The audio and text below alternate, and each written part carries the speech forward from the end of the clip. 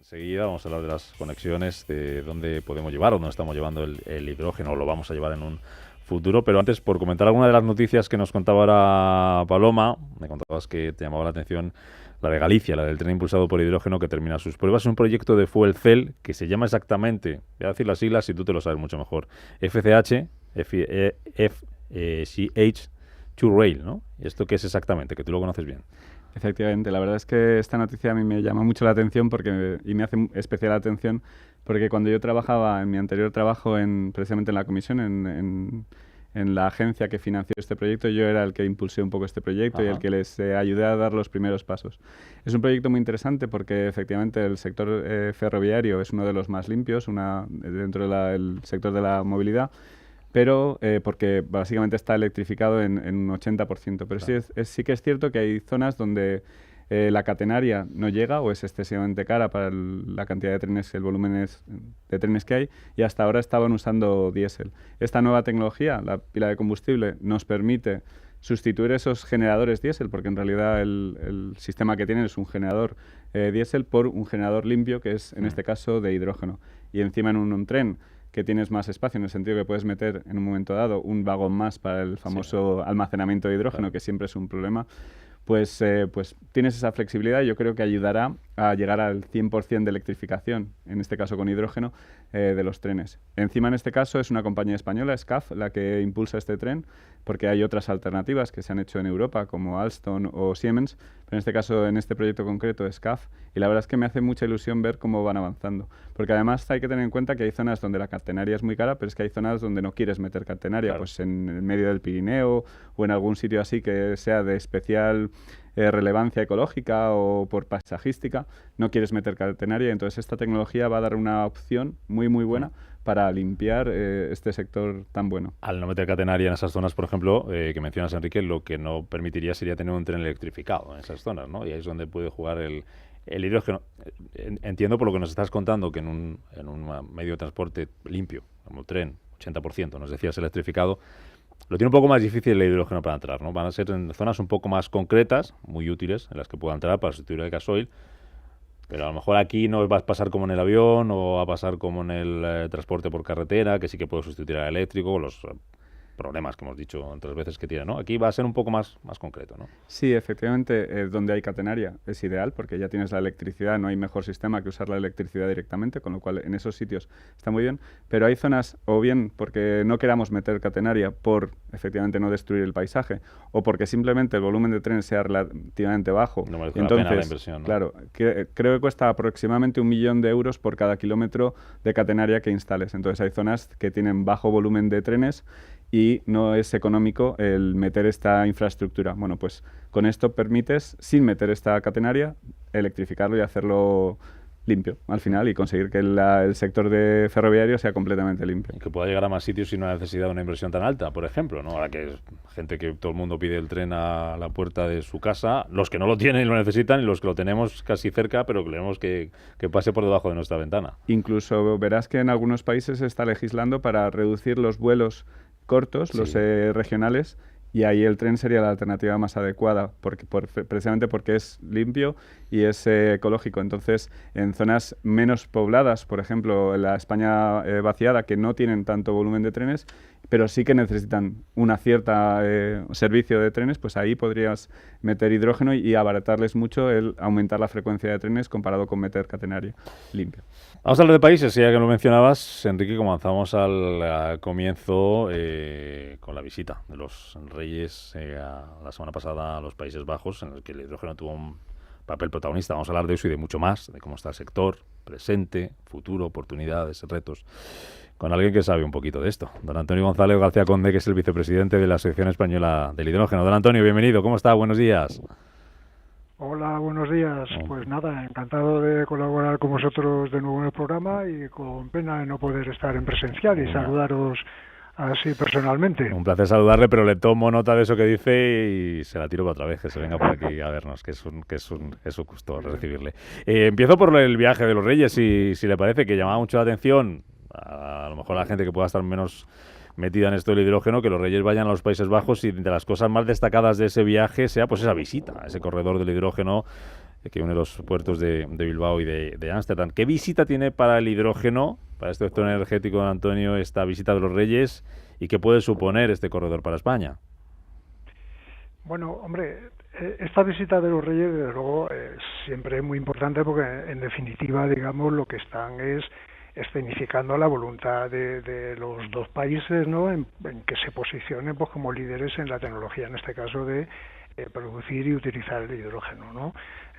Fíjate que hay que tener en cuenta que cuando uno tira unos cuantos años atrás, pero muy pocos, ¿no?, pues lo que hemos vivido es, por un lado, un incremento de objetivos de descarbonización que venían dados solo pues por por las políticas climáticas de los distintos países, pero por otro lado hemos vivido, digamos, la influencia del contexto geopolítico tras la invasión de Ucrania por parte de Rusia, que han hecho que se incrementen los objetivos y que se acelere la necesidad de obtener esos objetivos, pero no ya exactamente por la política climática solamente, sino por alcanzar la independencia energética. Entonces, claro, esto hace que también sea urgente, o sea, muy necesario crear y desplegar pues ese comercio internacional del hidrógeno, ¿no? Entonces, claro, en este contexto, pues el que dos países como España y Holanda, que tienen potencialidades e intereses, pues pueden ser muy distintos, ¿no?, pues que hayan sabido encontrar un punto común, digamos, para establecer los primeros corredores intracomunitarios del hidrógeno verde, pues hombre, esto francamente es muy importante, ¿no? Y claro, hay que darse cuenta de que esto no es una simple, vamos a decirlo sin ánimo peyorativo, escenografía de teatro, no, es decir, los monarcas van acompañados de empresas e industrias muy importantes, ¿no? Y por tanto, digamos, ¿qué supone para España este tipo de visita? Pues bueno, pues supone en definitiva, a medio y largo plazo, desarrollo tecnológico, industrial, creación de empleo y bueno, pues un nuevo mercado en el que poder comerciar, ¿no? No es el único corredor que tenemos, creo, ¿no?, entre ambos países, porque tenemos ahí otro que une Rotterdam con Algeciras. No sé qué tienen de común, de diferentes los dos. ¿Qué nos puede contar usted de ellos, don Antonio? Sí, bueno, la verdad es que probablemente, por cierto, déjame que os vuelva a felicitar por la cantidad de expertos de distintas empresas que lleváis al programa, porque desde luego entiendo que casi tenéis una visión más actualizada de lo que está ocurriendo vosotros que lo que pueda tener yo, que no me da tiempo, ¿no? Pero no sé si habéis tenido ocasión de entrevistar, tener ahí en el programa, pues a responsables de Petronor, de Repsol, del puerto de Bilbao, incluso de Cepsa o el puerto de Algeciras, etcétera, ¿no? Ellos indudablemente os podrían dar datos mucho más de detalle de lo que yo os pueda comentar ahora de manera general, ¿no? Entonces, por responder a tu pregunta, lo que tengo yo en la cabeza de manera genérica de esta acción en Bilbao-Ámsterdam, ¿no?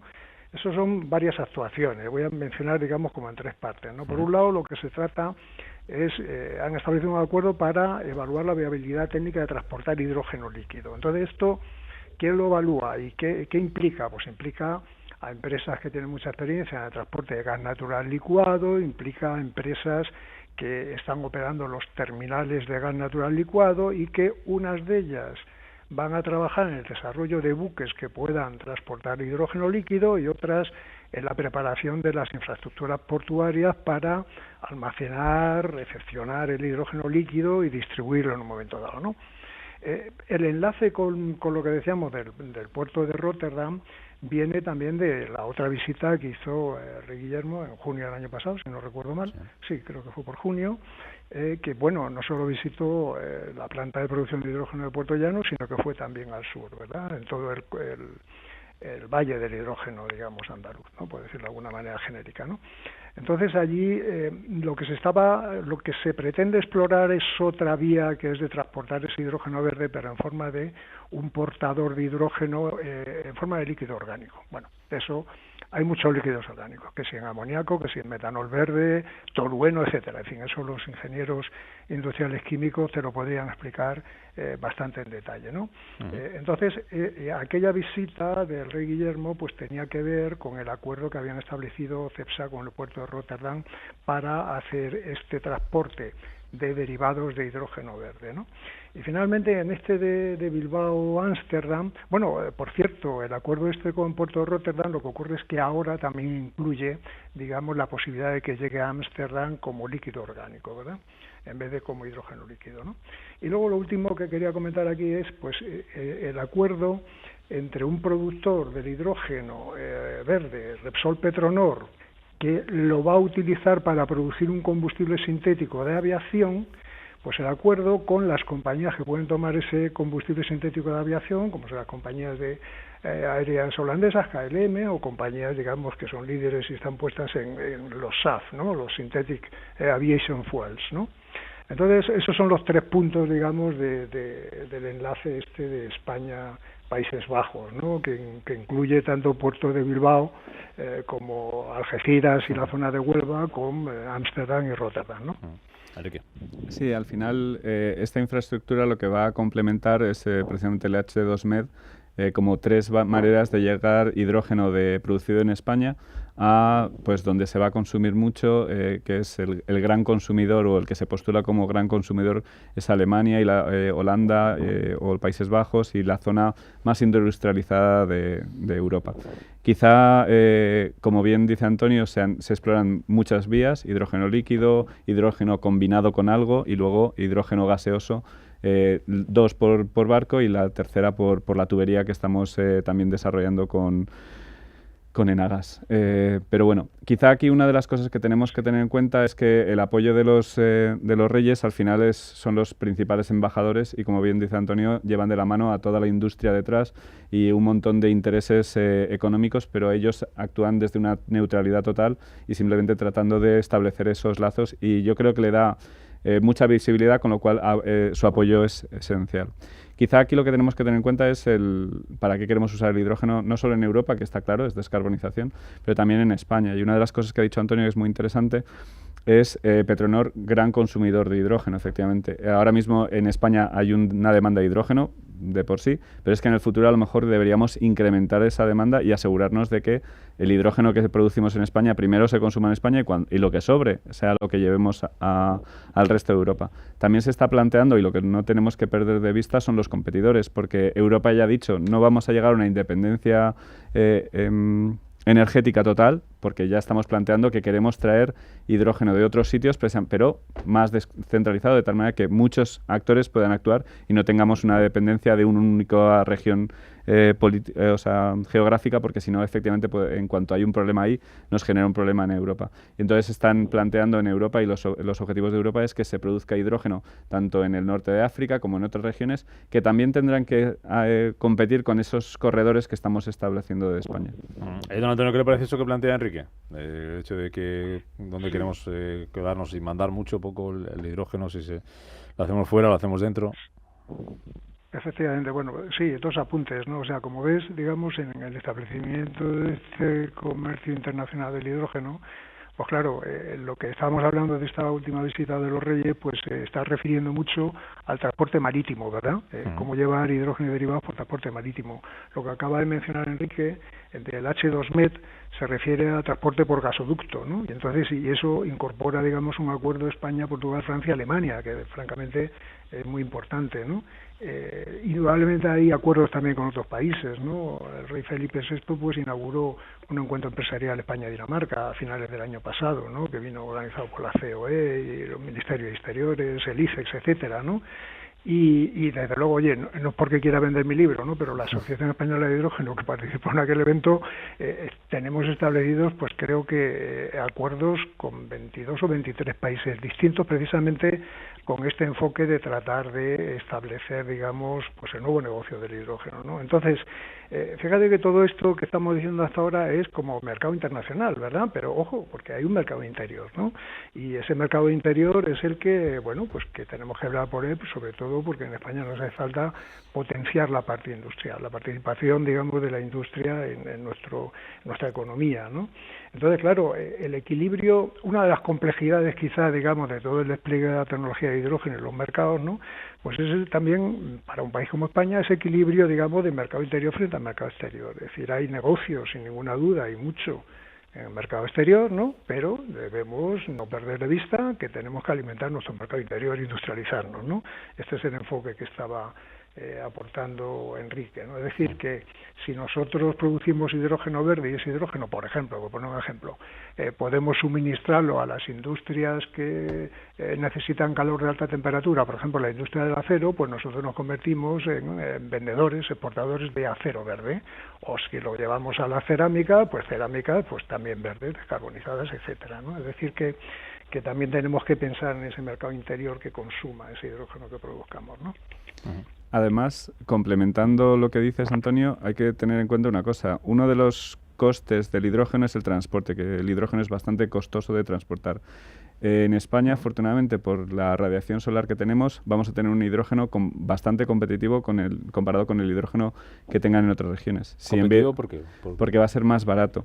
Debido a que tenemos más radiación solar, podemos aprovechar más ese sol para producir electricidad y esa electricidad hidrógeno. Si ese hidrógeno, que va a ser más barato que en otros sitios, en vez de llevarlo a Alemania, que se va a encarecer en el transporte, lo usamos aquí, va a hacer que el producto verde que generemos aquí, ya sea acero, ya sea cemento, ya sea cerámica, como bien apunta Antonio, va a ser más sostenible y más competitivo, porque va a tener un precio de materia prima, en este caso de energía, más barato que otros. Con lo cual, no solo hay que vender hidrógeno, que también, o sea, generemos un mercado internacional, por supuesto, porque eso abaratará el hidrógeno y ayudará a todos, pero también aprovechemos la ventaja país que tenemos en España para aprovechar a reindustrializarnos y, además, poder exportar y generar empleo, porque para bien o para mal el hidrógeno me encanta, yo soy súper fanático de hidrógeno y me conocéis, pero es cierto que las plantas fotovoltaicas y los electrolizadores no generan muchísimo empleo, en el sentido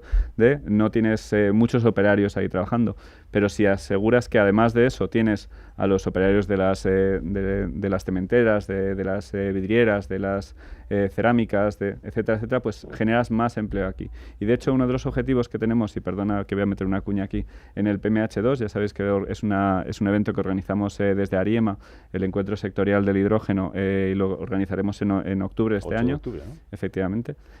Pues una de las cosas que vamos a fomentar es que vengan esos posibles consumidores de hidrógeno del futuro, ¿sabes? Que ahora todavía están un poco pensando en sus costes y consumiendo hidrógeno gris o consumiendo otros combustibles como el gas natural, pues que vengan para decir cuáles son sus planes, cuáles son sus necesidades, de tal manera que puedan hablar directamente con todo el sector del hidrógeno a exponer sus